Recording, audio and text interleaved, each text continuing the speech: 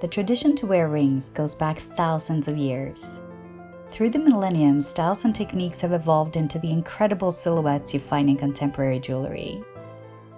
In this first lesson, you'll get familiar with some of the most popular ring types in the industry today, together with a few historical fun facts.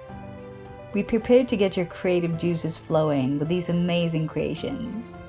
We'll start with the most precious and adored symbols of love. Wedding rings. These puppies are really old, originating in ancient Egypt. The Egyptians believed that a vein of love flew directly from the heart to the ring finger on the left hand. Ever since, wedding bands have been worn as symbols of the promise between husband and wife and the eternal life of love. Today, the majority of wedding rings for men and women are pure precious metal bands engraved with the name of the spouses and the date of the wedding. But designs can also be more intricate, with widths and metal colors that vary. Some customers also like to engrave a message or short phrase inside the rings, like secret words of love. In certain countries, they're also worn as engagement rings. Eternity bands.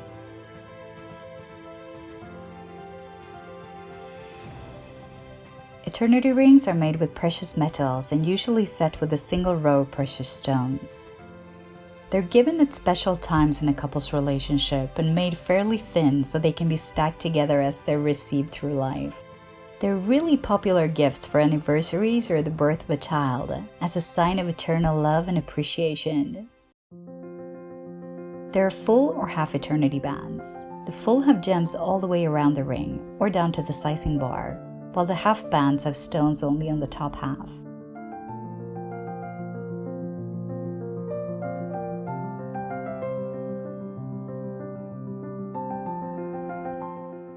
Band rings.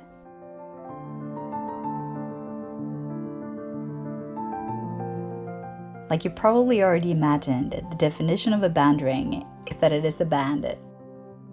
The most popular shapes are straight or waved, with straight, designed, or organic edges. Through millenniums, band rings have morphed way beyond their initial purpose of love and union and come in an infinity of different widths, materials, designs, finishes, and motives.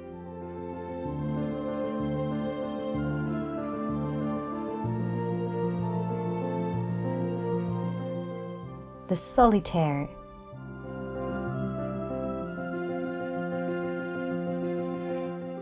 In 1477, Archduke Maximilian of Austria commissioned the very first diamond engagement ring on record for his beloved Mary of Burgundy. Inside the ring, he engraved the message, "My love will run out at the hoop's end." So romantic. In 1947, De Beers Jewelers created an epic marketing campaign, turning the diamond into one of the most famous symbols of love and commitment in the world, with the phrase, "A diamond is forever." In 2010, it was coined the best advertising slogan of the 20th century. De Beers Jewelers has been a world leader in diamonds and diamond jewelry since 1888. They have their own mines where each diamond is ethically sourced and 100% conflict-free. Their diamonds even have a microscopic inscription and certificate of authenticity. Over the years, they've been helping more than 700 women, small-scale micro-entrepreneurs across Namibia, Botswana, and South Africa by improving the access to quality education in their communities and protecting the natural world through their conservation programs. They were also part of creating the industry's first diamond quality grading system called the 4 Cs, together with the GIA. We'll explore more about that later on. While most solitaires have white diamond focal stones, there are also incredible ones made with color gems. The most exclusive versions have fancy diamonds. Solitaires come in many different types of settings and designs. The prong setting is amongst the most popular.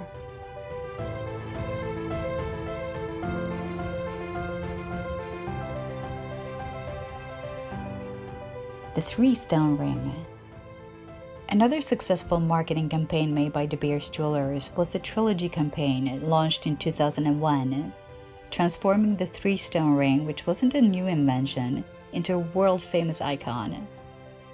The 3 stones representing the past, present, and future of a couple's love.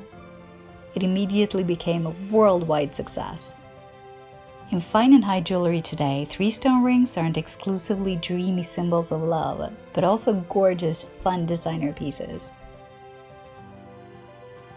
Stack rings. Stackability and layering are really important factors in jewelry. They offer added value and versatility, which is what makes them so desirable. Jewelers make them in different colors and shapes for their customers to collect and wear together. Lots of people love the layered look, but not everyone is great at mixing and matching. So many jewelry companies help by offering already stacked rings, with multiple bands connected together. Knot rings. These rings have had a special meaning in people's lives since ancient times, used in wedding ceremonies as symbols of love, friendship, and eternity. Sailors would make them for their loved ones to remember them by when they were away at sea. Knot rings also became promise rings, through time transforming into the modern-day engagement rings.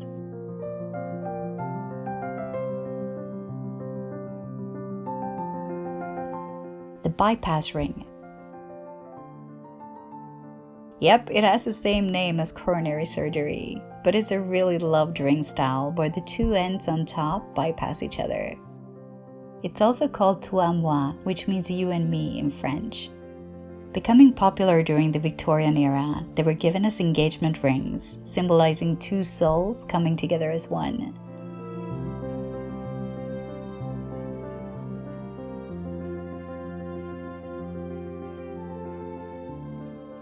The signet ring. This is another golden oldie, dating back to 3500 before Christ. Originally decorated with a family crest, they were used to sign documents by marking soft wax with the metal. Some of the most important documents in history have been stamped with signet rings, in its day considered more authentic than actual signatures. Today's signet rings come in many different shapes, designs, metals, and sizes, from mini dimensions to bold statement pieces. They're usually worn on the ring finger or the pinky. The cocktail ring.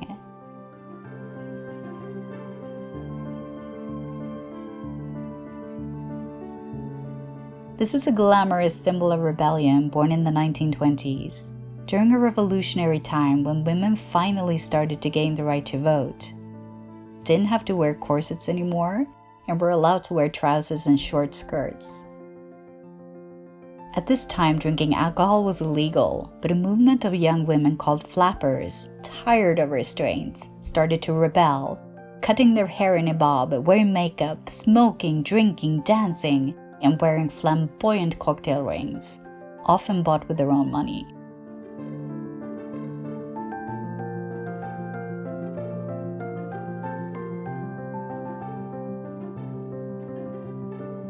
Chain rings.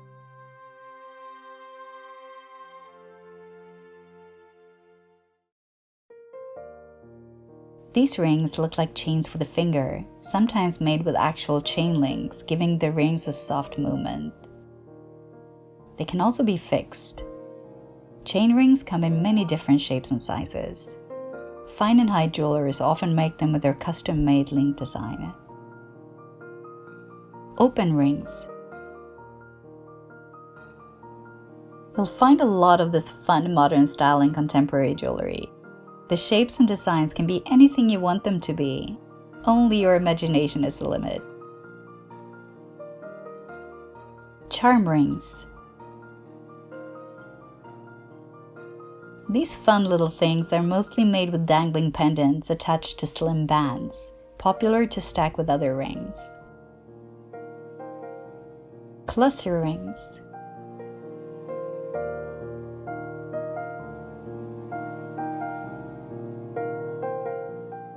Cluster rings have been worn at least as far back as the Georgian era in the beginning of 1747. And you probably already imagined it.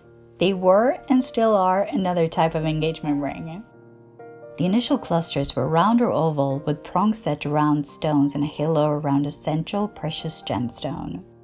Prince William gave Kate his mother's cluster ring for their engagement.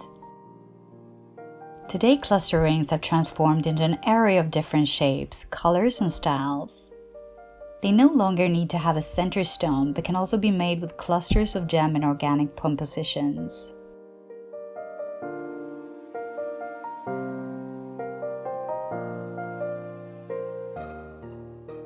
Dome rings. Dome rings are rings with a dome. They can have any width, design, material, and style ranging from pure to intricate. It's a loved classic that's often made with a modern twist in contemporary jewelry.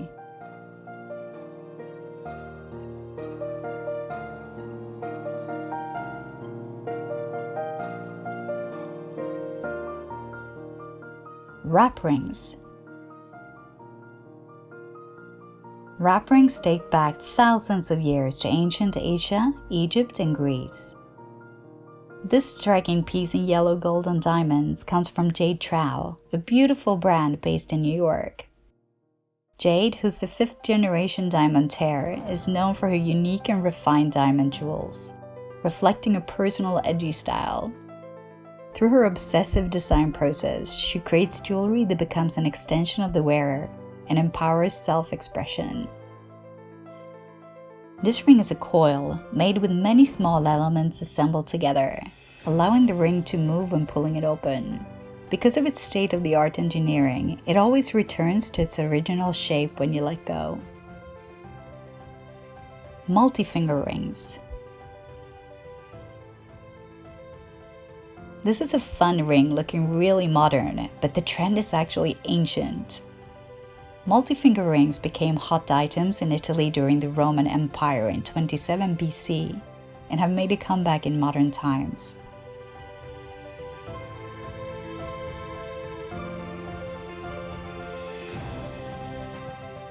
Overlapping and interlocking rings.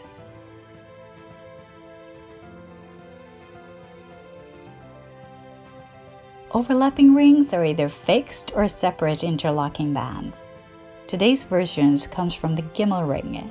During the 16th and 17th centuries, they were given by European husbands to their future wives. After the engagement, the bride and groom each wore one of the rings leading up to the wedding, when the rings would be united and the wife would wear them together. The swivel ring.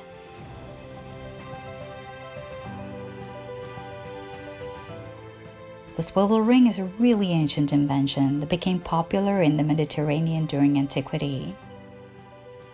Swivels have a center part that flips, often with a motif on one side and another on the other side, or with two contrasting materials. It's remained a popular style throughout the centuries, offering a movement and versatility that people love. I mean, who doesn't like to get two pieces in one? Sizing. We all come in different shapes and sizes, and just like in clothing, rings need to be made in different dimensions to fit a wide range of customers. Different countries have different ways of naming their sizes, which may seem a bit complicated at first glance, but it's actually pretty easy. Let's have a look. In the UK, Europe, and Australia, sizes have letters that range from size F, which is 14.1mm diameter, and range up to Z1, which is 22.6mm diameter.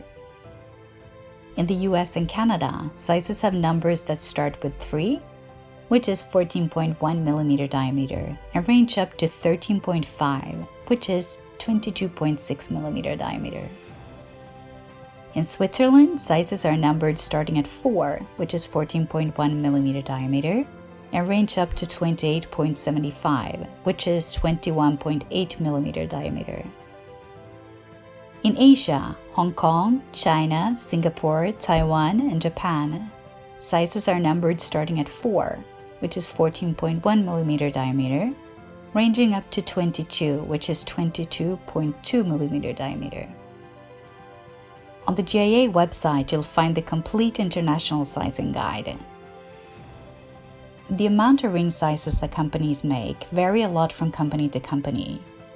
To give you an idea, here's an example of the size range offered by a large international brand.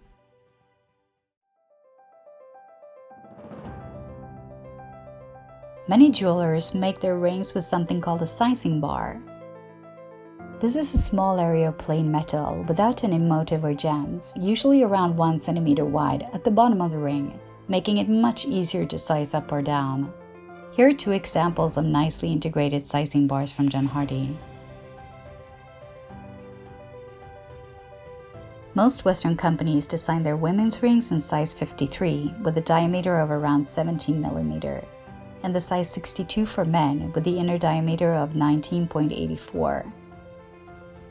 If you work as a designer for a company, just inform yourself which sizes they want you to design into. If you design for your own company, you need to get a good understanding of who your clients are and which sizes they need. Important takeaways. Let's have a look at a few more important things that you need to keep in mind when designing rings. Comfort is key. Make sure your design isn't too thick at the point where the fingers meet. Up to 2.5 millimeter is usually perfect. You rarely see rings on the market today that are thicker than 3.5, max 4 millimeter on the sides. It's also best not to make the slimmest part of the shank thinner than 1 millimeter, since the metal can break if it's too fragile, and the edges can end up feeling too sharp. If you want to make sure that your design will be comfortable, do a mock-up. A basic shape in Play-Doh is great to give you the idea. Tapering a ring towards the bottom can make the look more gracious, comfortable, and save money and precious material. People really love versatility, so rings that transform are usually a hit. Most customers adore refined movement, spinning, turning, interlocking. Any solution that can work, as long as it doesn't feel forced or gimmicky. Stack rings, besides offering versatility, are also a great way to make customers collect your rings and keep coming back for more. Keep the bling where people can see it, especially for the American market. While Europeans are more open for occasional, hidden, precious accents, the Americans are less inclined to. Another thing customers can't get enough of are revisited classics. There's a reason why so many of the ring types we just explored have been around for hundreds, if not thousands of years. It's because people love them. So while it's great to think outside of the box and come up with revolutionary new types of rings, it's also a good idea to think about how you can draw existing types, like bands or wraps, for example, with your design. Different styles work for different companies, so if you're putting together a portfolio for a specific company, you'll want to check out their website and products before you begin, so you can design pieces that go in line with their collections, while offering something new and fresh that you think will work for them. If you're designing your own first collection, think about who your customer is and would like to wear. In the handbook, you'll find all of this information together with beautiful images to go back to and reference anytime you need it.